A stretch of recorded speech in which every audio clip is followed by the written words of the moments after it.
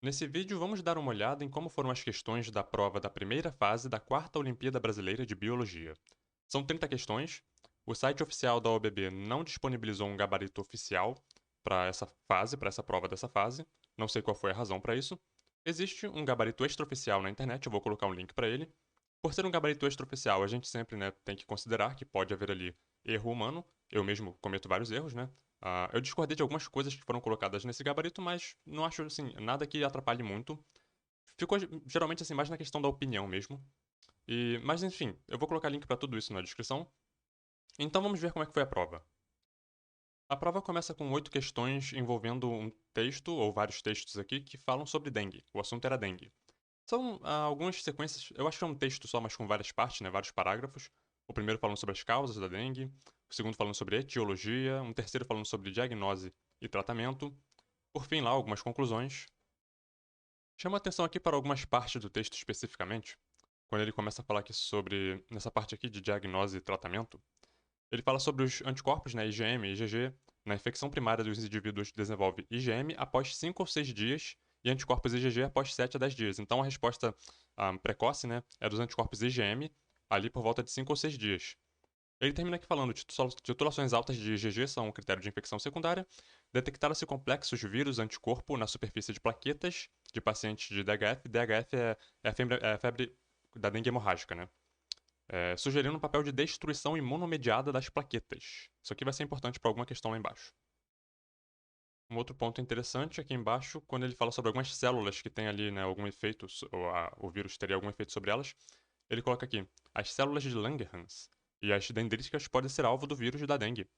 E por aí vai. Isso tudo vai aparecer em algumas questões ali abaixo. Bom, questão número 1. Marque a alternativa abaixo que contenha um fator que não se relacione ao aumento de casos de dengue nos últimos anos. Então, um fator não relacionado ao aumento de casos de dengue. Pode ter a ver ali com o vírus em si, pode ter a ver também com o vetor, né, que é o mosquito Aedes aegypti. Vamos ver aqui. Ocorrência de mutações que aumentam a variabilidade genética viral. Sim, né, você ter variabilidade genética no genoma viral, as diversas linhagens, né, os sorotipos do vírus, sempre pode ali aumentar, né, a chance de contaminações, novas contaminações em pessoas que inclusive já tiveram a doença. Aquecimento global com o aumento da área de vida do mosquito vetor, que é um inseto, né, o mosquito Aedes aegypti, que vive ali em matas, florestas, né, região assim de mata tropical, né, clima quente, úmido. Ele gosta de locais assim com bastante umidade, água, né, água limpa para ele poder colocar, né, os ovos e as larvas se desenvolverem. Letra C, aumento do depósito de dejetos em cidades com favorecimento à reprodução do vetor. Aqui eu discordei dessa alternativa porque ele colocou a palavra dejetos. E o mosquito Aedes aegypti coloca ovos em água limpa e parada. O que eu conheço de dejetos são excreções humanas, excretas humanas, né? Fezes, urina, enfim, outros fluidos corporais. Então, assim, uma água contaminada com dejetos, na minha opinião, não aumenta, não favorece a reprodução do vetor. Portanto, eu consideraria a letra C errada. Letra D, controle ineficaz da proliferação do mosquito vetor, certamente. A letra E, uso excessivo de inseticidas que criam vetores cada vez mais resistentes e de difícil controle. Aqui, de novo, né, um fator estimulando, levando a mutações, levando, né, a evolução. Isso aqui está errado, né? Isso aqui é algo evolutivamente incorreto. O inseticida ele poderia até ser um fator assim de seleção, mas não de criar, né, linhagens resistentes, seja de vetor, seja de patógeno, né? A resistência ela surge, a característica surge ao acaso e algum fator vai selecionar. O inseticida poderia ser um fator de seleção. Eu discordei da C e da E. Eu não sei o que fazer com essa questão. O gabarito eu acho que era a letra E, né? A if tem razão para isso, mas a C também, na minha opinião, estaria errada. 2. Podemos classificar a relação ecológica entre o vírus e o mosquito Aedes aegypti em... Bom, o vírus não é um ser vivo, todo mundo sabe disso, né? Não é considerado por todos os autores como um ser vivo. Então, a gente falar de relações ecológicas entre um vírus que não é considerado necessariamente um ser vivo com um ser vivo é sempre algo polêmico. Mas existe na literatura, né, assim, muitos casos de autores tratando, né, das relações ecológicas entre vírus e algum hospedeiro, como falando ali de simbioses, né, mutualismo, falando sobre parasitismo. Eu mesmo falo muito, né, de parasitismo em relação a vírus. Falo automaticamente, nunca parei assim para contemplar, né, o quão incorreto isso poderia estar. Mas é comum a gente tratar, né, essas relações de vírus, inclusive com seres vivos, com essas relações que a gente está acostumado ali na natureza. Nesse caso aqui, o vírus ele está no local, ele ganha acesso ao mosquito de forma assim, acredito que passiva, né? O mosquito em algum momento lá pode se contaminar até mesmo picando alguém e tudo mais. Então, assim, não é algo que é consciente de ambos, né? O mosquito não quer se infectar com o vírus não necessariamente quer entrar no mosquito, embora isso seja benéfico para ele. Mas o ponto é, o mosquito ele serve ali como um transporte, né? Ele transporta o vírus de um ponto até outro, até que o vírus encontre, né, um novo hospedeiro onde ele possa se replicar. Isso poderia ser considerado um caso de foresia. E o gabarito, né, de acordo com o que eu olhei lá, estava a letra A. O pessoal que fez aquele gabarito extraoficial discordou um pouco disso. Ah, eu, particularmente, não discordo visceralmente da foresia. De novo, eu digo, existe alguma polêmica, mas eu acho que poderia muito bem ser considerado sim um tipo de foresia. Ou forésia, como alguns talvez chamem. Não é mutualismo porque eu não vejo como o mosquito se beneficia disso. Eu consigo ver como o vírus se beneficia, né? Ele ganha um novo hospedeiro, né? Ele ganha acesso e transporte até um hospedeiro. O mosquito eu não vejo como ele se beneficiaria disso. Sociedade é diferente, né? São colmeias de abelha, formigueiros, cupinzeiros, né? É outra coisa. Parasitismo, de novo, eu não vejo como que o mosquito estaria sendo necessariamente impactado, né, por isso, prejudicado por isso. A que tudo indica, o mosquito não causa danos ao mosquito, o vírus não causa danos ao mosquito. Então também acho que não daria necessariamente para você dizer parasitismo, porque o parasitismo ele implica que alguém está sofrendo prejuízo e o outro está se beneficiando. Competição, também não acredito que seja competição. Acho que a foresia, das que foram oferecidas foi a mais apropriada. Questão 3. Testes para diagnóstico de dengue que pesquisem a presença de IgM são vantajosos sobre os que fazem para IgG, porque sua detecção permite o diagnóstico precoce da doença. Lembra que eu comentei lá em cima que o IgM vem, né, ele é o primeiro a ser detectado, então ele permite um diagnóstico precoce? Tá lá no texto, leiam o texto de novo. 4. De acordo com o texto, a principal causa de hemorragia na dengue hemorrágica seria, como a gente viu lá no texto também, né, diminuição das plaquetas pela destruição, como a gente leu lá naquela última linha daquele parágrafo. Destruição das paredes dos vasos sanguíneos, eu acredito que isso não aconteça, embora a hemorragia ocorra, mas não, pelo menos, inclusive no texto não existe menção a isso, então eu não levaria isso aqui em consideração. Colocaria apenas a 2 como sendo correta. Digo, a 3, eu me enganei, falei 2, era 3. Eu coloco apenas a 3 como sendo a correta. Questão 5. Em função da destruição das células de Langerhans, um paciente com dengue pode apresentar alteração direta na. E aqui nós temos uma outra questão polêmica, porque o gabarito, né, pelo que foi colocado lá, inclusive, o gabarito seria a letra A, glicemia, mas aí temos aqui um problema, porque estamos falando de células de Langerhans e não de ilhotas de Langerhans. Isso aqui é um caso que pode levar a muita confusão, inclusive perguntas assim, questões, né, que podem envolver pegadinhas. Porque muita coisa em biologia acaba recebendo, né, nomes assim parecidos, dependendo de quem estudou aquela estrutura, né?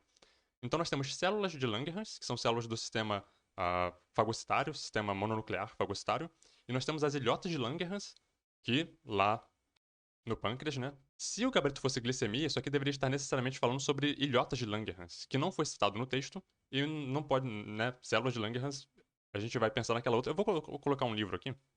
Ó, esse aqui é o Tratado de Histologia de Gartner, eu vou mostrar a capa dele daqui a pouco. Essa parte aqui, ó, desenvolvimento e distribuição de macrófagos. Então, assim, há tempos os histologistas acreditavam que os macrófagos originavam-se de células precursoras, enfim, algumas coisas aqui um pouco técnicas, né?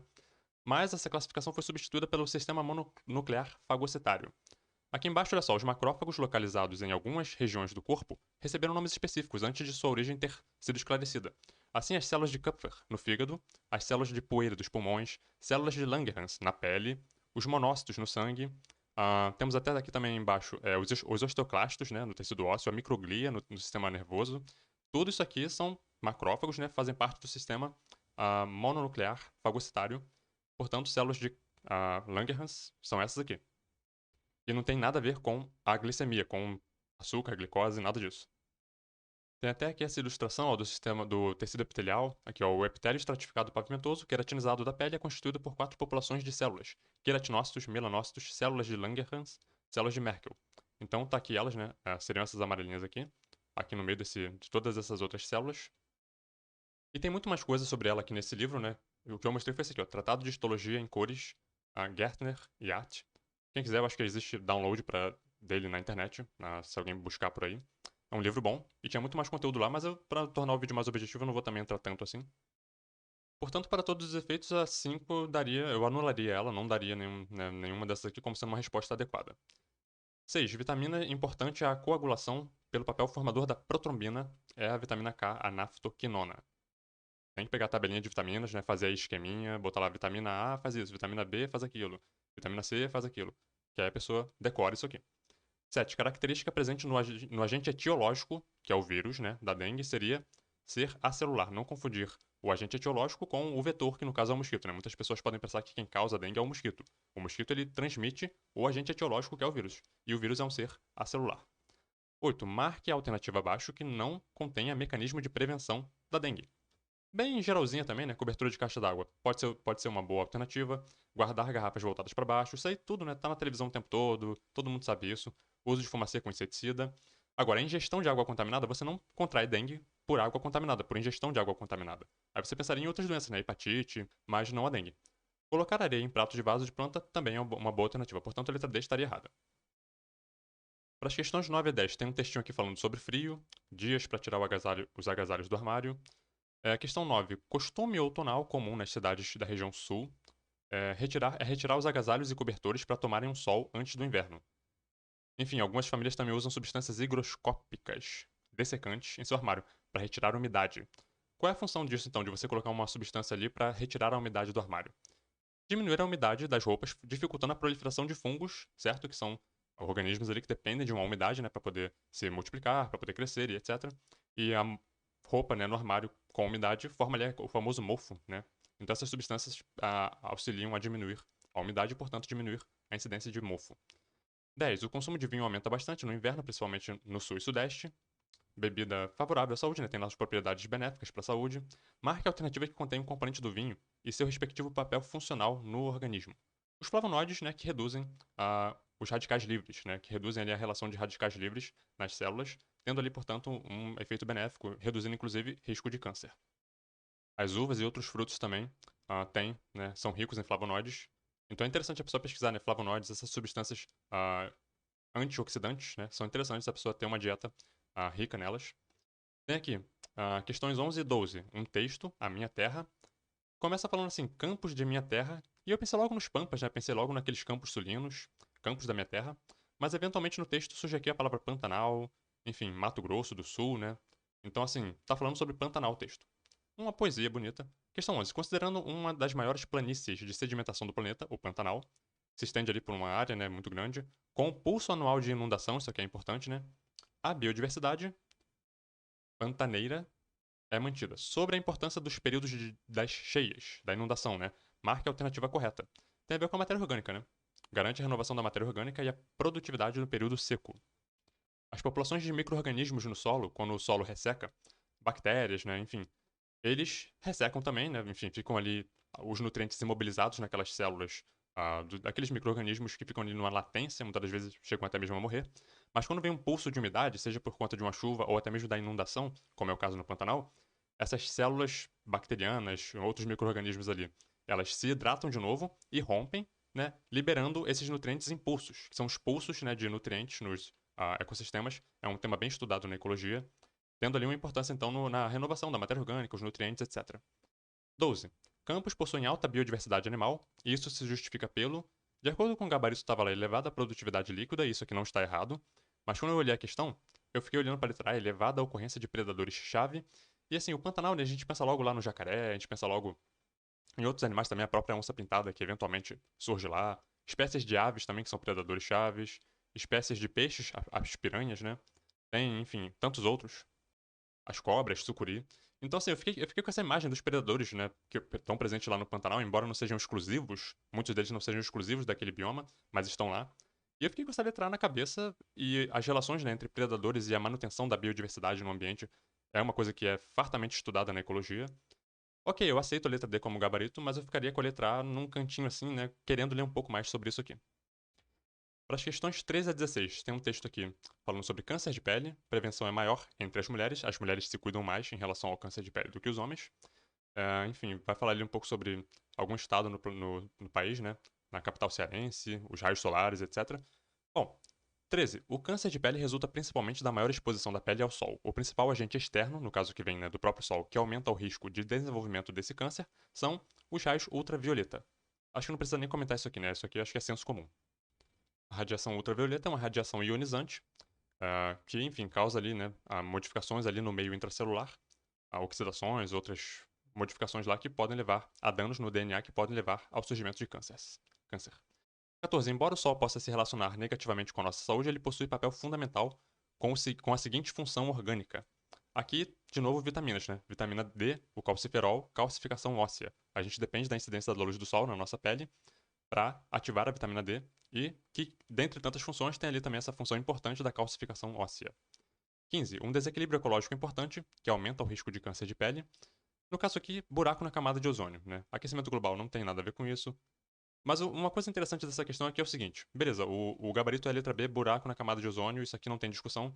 Mas para quem não está muito confortável, né, com essas coisas como, por exemplo, inversão térmica, smog fotoquímico, biomagnificação, que é um tema importantíssimo e recorrente em questões de biologia, valeria a pena a pessoa pegar essas alternativas e estudar o que é cada um desses componentes, né? Aqui no caso a camada de ozônio, né, o ozônio ele tem esse papel de proteção, principalmente para a vida terrestre, né, de impedir esse excesso de chegada de raios ultravioletas, que são raios que danificam as estruturas biológicas. Então a gente precisa da camada de ozônio no local onde ela está, com, né, a quantidade que a gente tem lá de ozônio, para se manter protegido. Buracos na camada de ozônio provocado ali por substâncias químicas, né, os clorofluorocarbonos, é um impacto ambiental importante que deve ser diminuído. 16. Como forma principal de se evitar o câncer de colo de útero no caso, né? Nós temos aqui 4 alternativas: uso de preservativo em relações sexuais, isso aqui está correto. Realização de exames de preventivo, Papa Nicolau também é uma alternativa, importante inclusive, né? Realização de autoexame, não necessariamente, né? Realização de mamografia. Correto aqui estaria só mesmo a 1 e a 2, mas eu vou brincar aqui agora e não levem o que eu vou falar agora a sério. Realização de autoexame. Imagina que você é uma médica e você sabe fazer o exame, você tem ali os aparelhos, todos os procedimentos, né, para se fazer o autoexame, e você faz o exame em si mesma. Você estaria fazendo um autoexame e você estaria evitando, ajudando, né, a prevenir ali em você mesma o câncer de colo de útero. Nesse caso específico, exclusivo, de novo, é uma brincadeira, tá? Isso aqui estaria correto. Mas, para todos os efeitos, apenas a 1 e a 2. Questões de 17 e 18. Temos aqui um texto sobre garimpo ilegal em Manaus. Um texto bem chato de ler, né? Parece aquelas notas policiais, de operações policiais, enfim.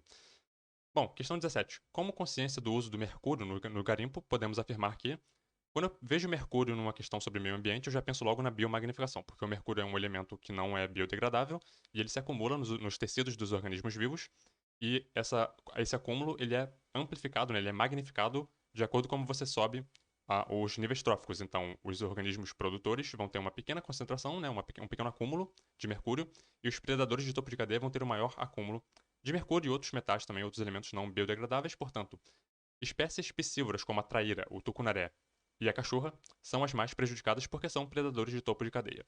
E eu sei que você está pensando, né? Cachorra. A cachorra, acredite, é uma espécie de peixe. Todo mundo pensou em cadela, né? E tudo mais, mas não. É uma espécie de peixe carnívora.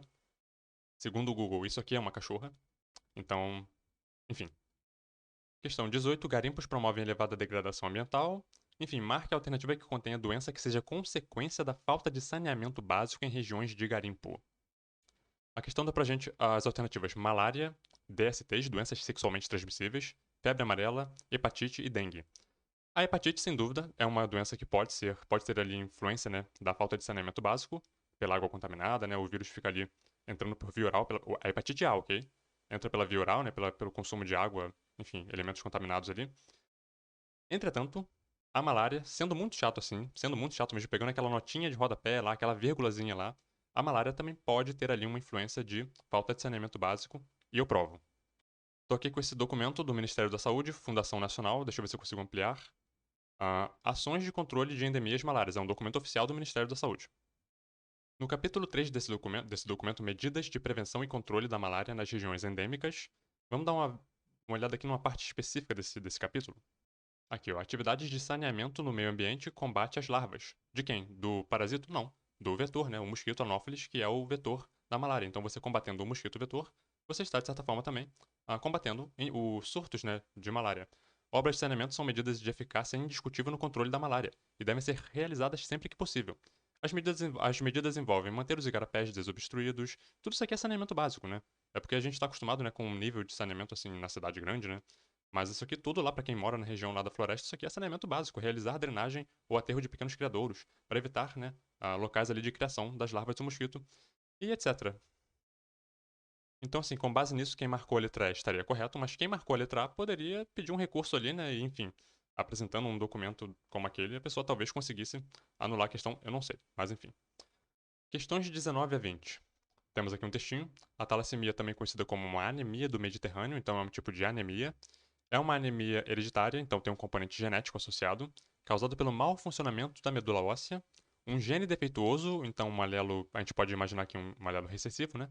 Um gene defeituoso com o traço da talassemia, afeta a capacidade da pessoa de produzir hemoglobina. Aí você tem talassemia menor, que é associada ali com um traço talassêmico, então a gente pode pensar aqui numa heterozigose. E tem depois a talassemia maior também, que é quando a pessoa provavelmente é uma homozigota, né, para aquele alelo que causa a talassemia. Então, sobre isso, questão 19. Em relação às hemácias, marque a alternativa incorreta. Alguns grupos de vertebrados possuem hemácias com núcleos. Eu acho até, eu teria que, né, ler mesmo assim, para fazer mesmo uma relação, mas eu acho até que a maioria dos vertebrados tem hemácias nucleadas. Então eu escreveria essa frase da seguinte forma: alguns grupos de vertebrados possuem hemácias não nucleadas, porque os mamíferos são a minoria. Bom, então tá correto. Letra B. Seu formato bicôncavo favorece as trocas gasosas. Isso aqui está correto. Aumenta a área de superfície da hemácia, né? C. Maior concentração de hemácias determina seu rendimento energético dos tecidos. As hemácias são as que a hemoglobina, né, dentro das hemácias é a que transporta o oxigênio até os tecidos, e o oxigênio é importante para o metabolismo aeróbico que produz muito ATP, portanto está correto. Letra D. São produzidas sob estímulo de um hormônio produzido nos rins, sim, a eritropoetina, produzida lá no córtex renal, né? E letra E. Apresentam elevada atividade aeróbica, especialmente as nossas hemácias que são anucleadas, né, elas não têm atividade aeróbica alguma.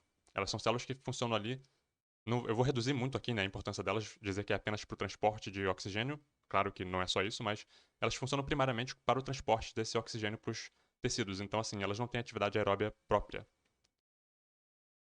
Mas esses assuntos muito específicos a gente tem que sempre andar, né, como pisando em ovos, porque a biologia é cheia, né, das suas exceções.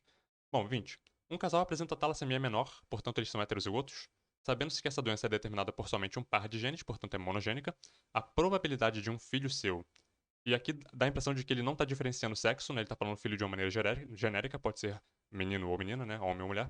Sabidamente portador, então ele possui um gene, ele possui um alelo para talassemia, a apresentar uma manifestação grave da doença. Então ele quer saber o seguinte: um casal de heterozigotos, qual é a probabilidade deles terem um filho que, portando um gene, apresente a manifestação grave da doença?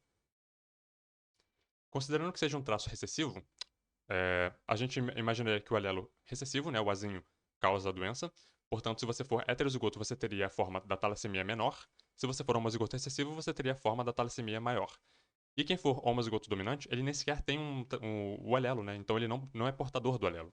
Como ele falou, um filho portador do alelo, e que a probabilidade dele produzir a forma maior, né, a forma mais grave da doença, seria de 1 em 3. Por quê? Porque você vai desconsiderar o azão. Então vai ser 1 nesse conjunto aqui de 3 possibilidades.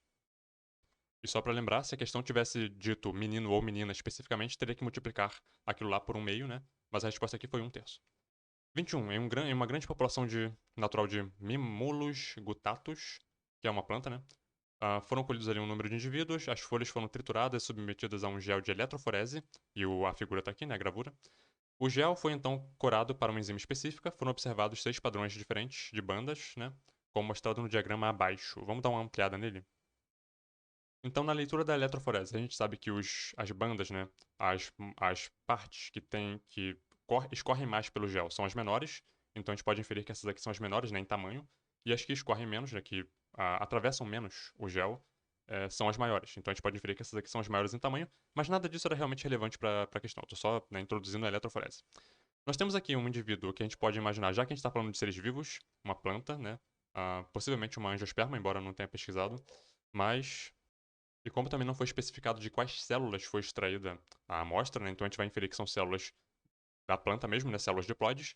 Nós temos aqui um indivíduo 1, que a gente vai inferir aqui que tem, né, aqui duas bandas, né, com os alelos, então ele é um organismo diploide, ele é homozigoto. Então, para esse alelo aqui especificamente, o 2 a gente vai inferir que ele é homozigoto para esse alelo, e o 3 a gente vai inferir que ele é homozigoto para esse alelo aqui.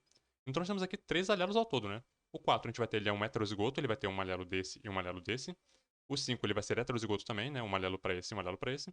E o 6 é um heterozigoto também, né? Eu vou colocar um slide aqui para ficar talvez um pouco mais claro. A gente pode tratar da seguinte forma, né? Alelo A, alelo B e alelo C. O 1 sendo um homozigoto, o 2 sendo um homozigoto para o B, o 3 sendo um homozigoto para o C, o 4 tem uma cópia do alelo A e uma cópia do alelo B, o 5 tem uma cópia do alelo A e do alelo C, e por aí vai, né? Então eram 3 alelos ao todo, e uma relação aqui entre indivíduos homozigotos e heterozigotos. Portanto, eram ao todo 3 alelos. Questão 22. As figuras 1 e 2 apresentam, respectivamente, casos de alterações cromossômicas do tipo... Talvez eu precise dar uma ampliadazinha aqui na imagem. Se você reparar bem, você vai ver que o que houve aqui, na sequência, né, eles colocaram aqui A, B, C, D, E, F, G, H. Isso aqui vamos dizer que seriam genes, né? O que houve aqui foi uma inversão. O C trocou de lugar com o E, e isso envolveu o centrosomo, que é a região central do cromossomo. Quando isso acontece, a gente diz que houve uma inversão, porque inverteu a ordem, né, dos genes no cromossomo, e envolveu o centrosomo, portanto, uma inversão pericêntrica. Abaixo houve também uma inversão, né, o C trocou de lugar com o D, houve uma inversão, porém não envolveu o centrosomo, portanto, a gente diz que houve uma inversão paracêntrica. Então, inversão pericêntrica paracêntrica, respectivamente, né, seria a letra A. Vou colocar um link para esse slidezinho também, porque aqui ele fala também sobre outros tipos de modificações cromossômicas, né? Mas especificamente sobre as inversões, temos aqui então um cromossomo normal, temos aqui uma região invertida que envolveu o centrosomo, portanto envolveu os dois braços cromossômicos, né? O braço P e o braço Q. Então temos uma inversão pericêntrica, envolveu o centrosomo. E uma inversão paracêntrica, houve aqui uma inversão numa região que só envolveu apenas o braço Q, né? Que é o braço mais longo, portanto uma inversão paracêntrica. Questão 23. Questão sobre cálculo de frequência gênica, frequência genotípica na população, vamos ver. Em uma população que se encontra em equilíbrio gênico, sabe-se que é em relação ao sistema ABO, que a frequência do genótipo homozigoto, né, para o tipo A, é 16%. Então, pessoas do tipo A homozigoto são 16% da população. Homozigotos para o tipo B são 16% também. E as frequências do alelo A, agora a frequência alélica, não mais genotípica, né?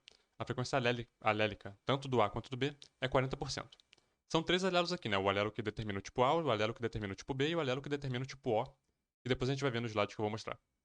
Bom, dito tudo isso, a questão quer saber qual é a frequência a quantidade de indivíduos na população que são do genótipo I, que seria o tipo O, né? A heterozigoto, B heterozigoto e AB, que é aquele genótipo codominante. Supondo que haja uma população de 6.000 indivíduos. Esse então é o nosso conjunto amostral. É muito importante nesse tipo de questão a pessoa conseguir organizar os dados que a questão deu e a partir inferir outros dados. Por exemplo, nós temos uma população de 6.000 indivíduos. Esse é o nosso N. Nós vamos tratar aqui de 3 alelos, né? O alelo A, o alelo B e o alelo que determina o fenótipo do tipo O, né? Que a gente vai chamar de I. Então eu vou chamar o alelo A de P, o de B vou chamar de Q e o I de R. Pra gente poder fazer, né, essa relaçãozinha aqui, né? Como a gente está acostumado a estudar lá. Frequências genotípicas, nós vamos ter o cálculo total da população seria P ao quadrado mais 2PQ mais 2PR mais Q ao quadrado mais 2QR mais R ao quadrado. A ordem em que esses fatores aparecem na fórmula não necessariamente influi, né? Então, mas no final das contas, tudo isso tem que dar 1, porque essa é a nossa população. O genótipo azão homozigoto para o alelo A, eu vou chamar de P ao quadrado, porque são 2 alelos A, né? E isso equivale, como a questão disse, a 16% da população, portanto 0,16.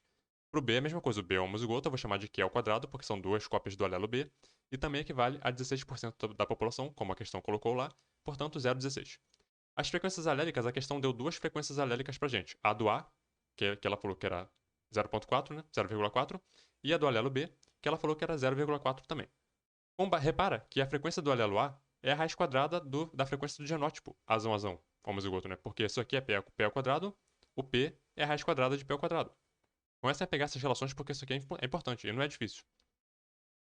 Agora, com base na frequência de A e de B, dos alelos, né? A gente consegue inferir a frequência de I, que a gente vai chamar de R. Por quê? Seria 1, o total, né? Menos A mais B, que daria 0,2. Então, A é 0,4, B é 0,4 e I seria 1. E tendo tudo isso organizado, a gente pode agora inferir, né, o número de indivíduos na população com base nessas informações. Claro que eu estou explicando de uma maneira muito mais assim, né? Tô sendo, né, até meio repetitivo, que é justamente para ficar mais didático. Mas isso aqui dá para resolver bem rápido. Número de indivíduos do genótipo II, que eu vou chamar de R ao quadrado, seria 0,2 a frequência de I, né, ao quadrado. Então 0,2 ao quadrado, 0,04. E como é que eu faço para saber quantos indivíduos na população tem com base nisso aqui? Isso aqui é a porcentagem, né? Então eu multiplico 0,04 por 6.000, que vai dar 240. Portanto, eu tenho 240 indivíduos na população que são do genótipo II. Eu posso fazer a mesma coisa pro A heterozigoto, B heterozigoto e AB. Por exemplo, A heterozigoto, ele tem uma cópia do alelo A e uma cópia do alelo I. Portanto, o A heterozigoto, ele é o 2PR aqui dessa fórmula, né? 2PR vai ser o quê? 2 vezes a frequência de P, que é 0,4, vezes a frequência de I, que é 0,2. Então, 2 vezes 0,4 vezes 0,2, 0,16. Quantidade de indivíduos, multiplica isso aqui por 6.960 indivíduos. Como a frequência de B e de P era a mesma, né? O resultado vai dar o mesmo também. Para AB, que é o PQ, né? 2PQ aqui da fórmula, vai mudar um pouquinho, porque agora a gente vai multiplicar 2 por 0,4, que é a frequência de A, vezes a frequência de B, que é 0,4 também, dá 0,32, multiplica por 6.000, 1.920 indivíduos. Portanto, 240, 960, 960, 1.920 indivíduos para cada um desses genótipos. Portanto, letra C, 240, 960, 1.920.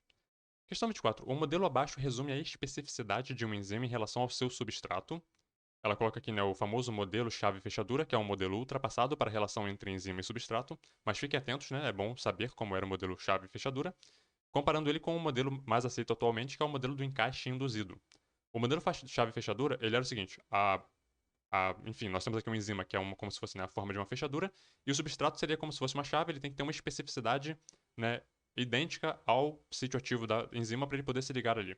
Hoje em dia, com a questão do encaixe induzido, né, a perspectiva do encaixe induzido é o seguinte, o substrato, ele causa alterações ali, né, a relação dele com a enzima causa alterações que aumentam esse encaixe, né, no contato com o substrato. Então a enzima ela se molda ao substrato, aumentando então essa especificidade da ligação. Portanto, é uma coisa mais dinâmica. Sobre esse modelo, pode-se afirmar que a alternativa incorreta seria... Bom, superada a questão de que esse modelo é um modelo ultrapassado, as alternativas aqui elas têm, né, alguma verdade nelas. Por exemplo, fatores como o pH e a temperatura podem modificar a forma de uma enzima. Sim. A ação enzimática depende da concentração de substrato. Em diversos momentos, sim. Sua atividade é máxima em temperatura ótima. Também, a temperatura é um fator ali que determina, né, a atividade da enzimas, né? Hormônios reconhecem as células-alvo de forma semelhante. De novo, aqui a gente tem que tomar um cuidado, né, com essa coisa de um modelo ultrapassado, mas ok. Letra E. Enzimas aumentam a energia de ativação da reação. Não, elas diminuem a energia de ativação de uma reação. Portanto, a letra E estaria errada. Para as questões de 25 e 26, temos aqui um textinho falando sobre cretinismo, iodo na alimentação, enfim, problemas ali de saúde, né, relacionados a baixa ingestão de iodo, né? Ela fala aqui diversas coisas, fala um pouco... Tem até uma parte aqui importante, ó. A origem marítima fez com que o funcionamento da maior parte dos organismos se desenvolvesse baseado em elementos abundantes nos mares, como é o exemplo do iodo, por exemplo, né? Então, assim, nós temos uma dependência do iodo em diversos processos fisiológicos no nosso corpo. Bom, questão 25. A deficiência na ingestão de iodo gera hipofunção na seguinte glândula endócrina. Estudem as glândulas e os hormônios associados, no caso aqui é a tireoide, né? O iodo vai ser uma parte ali fundamental na produção dos hormônios tireoidianos, o T4 e o T3, né? O T4 sendo a forma inativa e o T3 a forma ativa, ambos têm ali um iodo. Inclusive, né, como você diferencia esse T4 e o T3 é justamente porque um vai ter um iodo a menos, né, o T3, e o T4 vai ter um iodo a mais. Pois bem, questão 26. Marque a alternativa que contenha uma dieta que possa evitar a disfunção tiroidiana. Aquela parte que eu mostrei lá do texto que fala sobre um elemento abundante na água, né? E as formas de vida sendo dependentes de elementos que são abundantes na água. Peixes e frutos do mar são boas alternativas na alimentação, né? Para a pessoa ter ali uma ingestão de iodo diária.